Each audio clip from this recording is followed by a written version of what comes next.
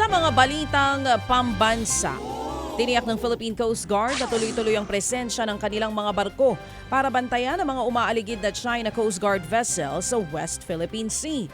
Ayon sa PCG, target ng China na inormalize o sanayin tayo sa kanilang presensya malapit sa ating mga teritoryo. Pero tatapatan din daw ito ng Pinas sa pamamagitan ng pagpapadala ng sarili nating mga barko para magpatrolya.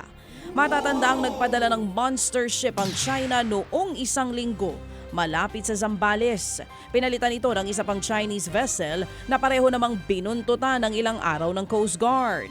Una nang sinabi ng PCG na plano nilang ipadala sa West Philippine Sea ang pinakamalaking barko na BRP Teresa Magbanwa. Pinabulaanan naman ng Department of Health o DOH ang kumakalat na balita online na may isang nagbabahay-bahay daw para magsagawa ng blood sugar test gamit ang karayom na kontaminado ng HIV. Ayon po sa DOH, fake news ang ganitong mga post at pinakakalat lamang para manakot sa publiko. Fake news. Umapela rin sila sa publiko na wag nang i-share ang mga hindi naman beripikadong post. Nagkaroon naman po ng balasahan sa hanay ng kapulisan epektibo simula pa noong Biyernes. Si Brigadier General Jean Fajardo ay itinalaga bilang bagong direktor ng Central Luzon Police. Siya ang nagsisilbing tagapagsalita ng PNP.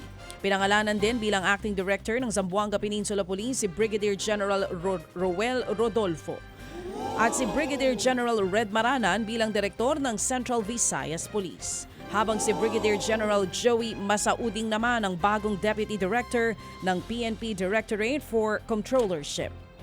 Sa iba pang mga balita, nagsimula ng dumagsang daang mga miyembro ng Iglesia ni Cristo sa Quirino Grandstand para sa kanilang National Peace Rally ngayong araw. Dumayo pa galing sa iba't bang bahagi ng Luzon ang ilang miyembro ng INC para sa nasabing rally.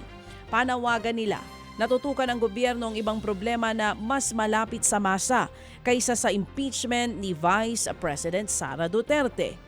Isinara naman ang kaninang alas 4 ng umaga ang ilang mga kalsada sa paligid ng Grandstand. Kabilang po dyan ang Rojas Boulevard, TM Calao, P. Burgos Avenue at Finance Road.